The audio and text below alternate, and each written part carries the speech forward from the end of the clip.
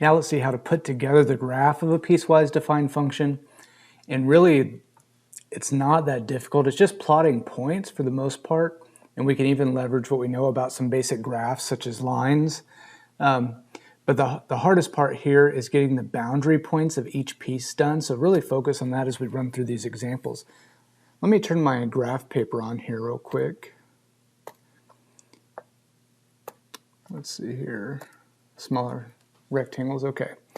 Now let's start with a simple example. Let's say we want to graph just a two-piece function. So f of x equals, and we're going to have two constant functions, okay? So just the outputs are constant. So let's say f of x equals 3.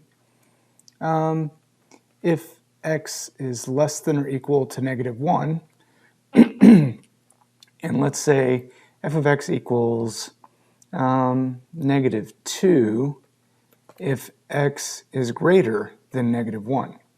Okay. Now let's set up our grid over here. I recommend using graph paper if you're going to take notes on this video. So we're just going to set up our axes, maybe right here. And what we're going to do is identify where the two pieces live. So we know that for this top function, we know that y equals 3. That's what this means. Y equals 3 if x is less than or equal to -1. So let's identify where x is -1.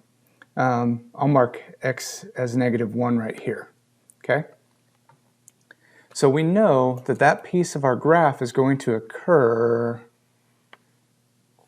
this direction from x equals -1. All right? So the other graph, the other piece is going to occur, y is going to equal -2 if x is greater than -1. So that's going to occur to the right of -1. Now let's go ahead and graph the red section. Y equals 3. So let's locate 3 on the y-axis. So there's 1, 2, 3. Notice I'm using two grid marks for every one unit. So I know y equals 3 if x is less than or equal to -1.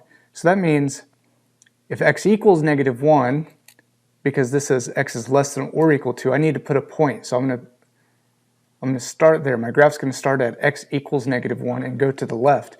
And since y is a constant 3, I know I'm going to have all of the points forever to the left of that part of my graph. Okay?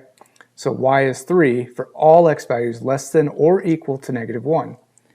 Now the blue section says y is -2.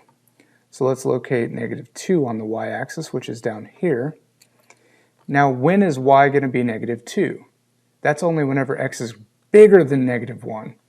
Now the big thing here is, this is what I was getting at the start of the video, where most people have trouble, is if x is bigger than -1, you need to output -2. You still have to start at -1. You don't, whenever you say x is greater than -1, that does not mean that x is 0 or bigger. That's not the same thing, because there's numbers between -1 and 0. So y is -2 immediately to the right of -1, right?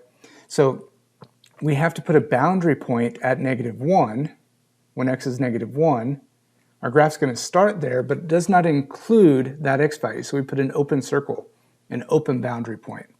And then to the right of that, y is -2, and that's where we get our horizontal line because we have a constant output. Okay? So this is a simple example to get us acquainted with the two types of boundary points that you could have. You could have a closed boundary point. You could have a closed boundary point if you have an equals on that boundary, and you have an open boundary point if you don't have an equals. Okay, but you still need a boundary point at this value no matter what. So that's a simple example to get us started. Now let's look at a much more complex example. I'll walk through it slowly. We're going to look at a four-piece function. F of x equals negative 2x minus 3. That's going to happen for x values less than negative 3. F of x equals 6 for x values greater than or equal to negative 1 and less than or equal to 0. F of x equals x minus 2 squared for x values bigger than 0 and less than 5.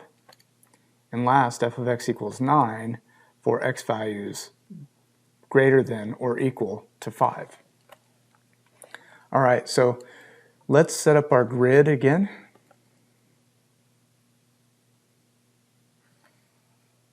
We'll set up a scale after we find out more information about these functions. Let me move this over so we have more room. Okay.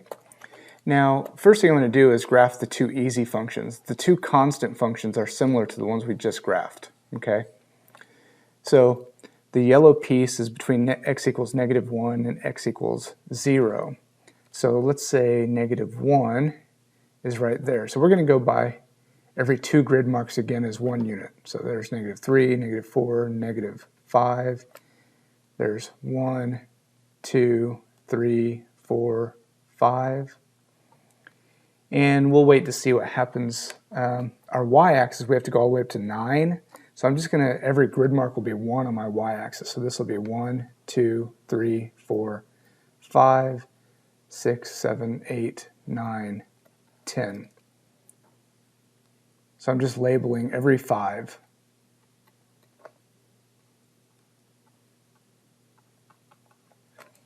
Okay, so now we've got it set up. I'm using a different scale on my x-axis than I am on my y-axis. That's totally fine. Let's graph the yellow piece.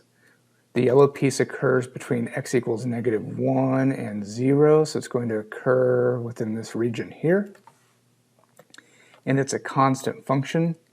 It's 6, so we know it's going to be a horizontal line at 6 right here. Let me see if I can make that a better horizontal line, something like this.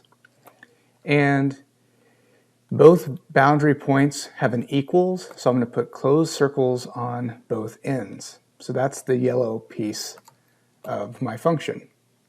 Y is 6 when x is between negative 1 and 0. The green piece says that y is 9 when x is greater than or equal to 5. So the x value of 5 is over here, and I need to be greater than or equal to that, so I'm going to be moving to the right. And my y value is 9, so up here at 9 is where I'm going to start, which is right here, and I'm going to go to the right forever, because x is greater than or equal to 5, so there's no right boundary on this. And again, because I have greater than or equal to 5, I need to include my boundary point, so I'll put a closed circle there as well. And that's the green piece of my function. Now let's back up and do the other two pieces. This blue piece is going to take a bit more work. It's not a constant function, so let's write it out. Y equals negative 2x minus 3 if x is less than negative 3. This is going to have an open boundary. Okay. Now this graph is a line. It's like y equals mx plus b. So we really only need 2 points to graph it. Okay. So I'm going to set up a table, an xy table, to graph this. And I want to use my boundary value negative 3. Even though it can't equal it, we already know that that's going to be a point on the graph. It's just going to be an open point. So our graph's going to use an x value of negative 3. Now, I have to use x values less than negative 3. I have to go to the left of negative 3. So I don't want to use like 0. 0 is to the right of negative 3. So let's maybe go out. I can see on my graph here, here's where x is negative 3, and I want to go to the left. So maybe let's go ahead and use negative 5, okay? And it keeps going. Don't forget that. So again, because this is a less than, this point here is going to be an open boundary point, and then it's going to go forever in this direction because x can be less than that. Now I just have to calculate my two y values. So if x equals -3, I'm going to plug that in. -2 times -3 is 6. 6 minus 3 is 3. So I'm going to have an open boundary point at -3, 3. So -3, 1, 2, 3, open boundary point. Let me graph that in blue like all the others. And then let's plug in -5 for x. -2 times -5 is 10, minus 3 is 7. So -5, and then up to 7. 1, 2, 3, 4, 5, 6, 7 is just a point on the graph. And I know my graph's going to go forever in that direction, so I just use an arrow like this. Okay? So that is the blue piece of my function. It's a slanted line, mx plus b, for all x values less than -3, so I go all the way to -3, put an open circle. All right, let's do the last part of our graph. This x minus 2 squared, that's going to be a curve. In particular, it's going to be a parabola because it's squared.